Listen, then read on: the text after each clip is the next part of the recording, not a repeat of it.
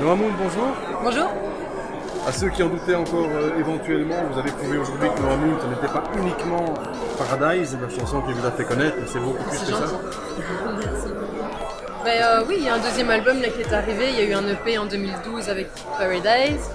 En 2013, il y a eu un premier album. Et là, maintenant, en 2017, quelques années plus tard, le deuxième album qui, je pense, est évidemment différent, mais je pense un peu plus profond. J'ai envie de raconter d'autres choses. J'ai plus 20 ans non plus. Bon, j'en ai 26, c'est pas très très vieux, mais quand même, j'avais envie de raconter les choses autrement. Et du coup, voilà, j'ai invité les gens à écouter. Et je pense que c'est plus ou moins bien passé. Justement, qu'est-ce que vous retenez en fait de cette période qui a accompagné la sortie du premier disque? Je parle du premier. Le succès vous est tombé dessus quand même très très jeune. Quelle leçon avez-vous retenu éventuellement de cette période-là? J'en ai retenu qu'il y a énormément de portes qui se sont ouvertes grâce à un single. C'est pas moi, c'est le single qui a fait, je dirais, 80% du boulot. Et puis après, ça m'a permis d'ouvrir plein de portes. Et j'ai pu aller développer mon projet de plein de manières différentes.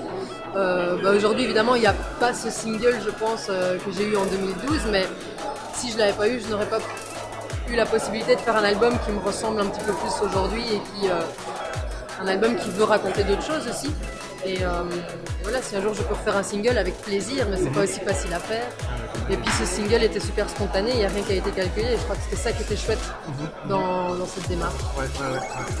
Est-ce que justement c'est une évolution naturelle de venir comme ça de pop, rock, folk et d'arriver à voir un peu plus d'électro? Pour vous, c'était un processus logique?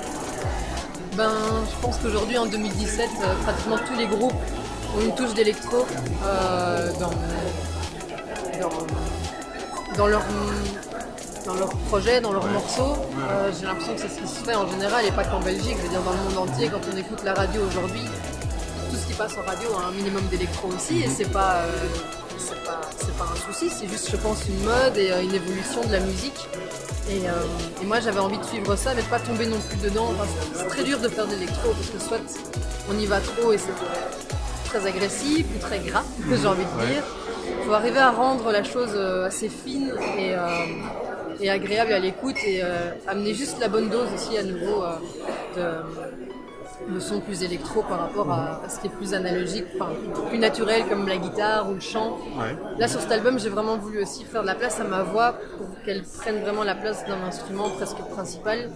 Parce que ma voix accompagne les chansons forcément, mais j'avais vraiment envie que tout se réponde en fait sur cet album, que ce soit un peu plus équilibré. La musique prenait plus le dessus avant que la voix ou les histoires que ça racontait. Plus mature, vous le ressentez comme ça? Je pense, oui. Enfin, je pense qu'on n'est jamais mature, enfin, on évolue et qu'au bout d'un moment, je ferai peut-être un album dans 3-4 ans et voilà, il sera peut-être encore plus mature, je ne sais pas. Mais c'est un album qui, en tout cas, a envie d'évoluer. Pour terminer, peut-être vous chantez exclusivement en anglais. Oui. Est-ce que c'était justement quelque chose de nouveau, de logique dans votre démarche artistique? Oui. L'anglais m'a toujours accompagnée depuis que je suis jeune et que j'écoute de la musique. J'aimerais bien écrire en français, mais je ne suis pas encore prête. Ça fait quelques années que je le dis, parce qu'on me pose régulièrement la question. Mais le français étant ma langue maternelle, c'est super dur de m'assumer en fait en français et de me dire tiens, je suis toute nue en train de vraiment dire ce que je pense ou ce que je ressens. L'anglais est plus facile pour ça, je préfère me mettre... C'est une autre poésie aussi, c'est très différent, c'est assez opposé. Mais j'écoute énormément de chansons françaises, qui n'arrivaient pas il y a quelques années aussi. Et il y a des chouettes projets, je ne sais pas si vous connaissez Juliette Armanet par exemple, qui est un peu mon gros coup de cœur du moment. Et voilà, c'est ce genre de projet qui me donne envie de chanter en français. Il y a Christine and the Queens aussi qui fait un petit peu de tout aussi au niveau des langues et je trouve ça hyper intéressant. Je voudrais arriver à être un peu plus flexible aussi un jour. Wait and see alors. Voilà. Ok. Noamoun, un tout grand merci. Merci à vous en tout cas pour votre temps.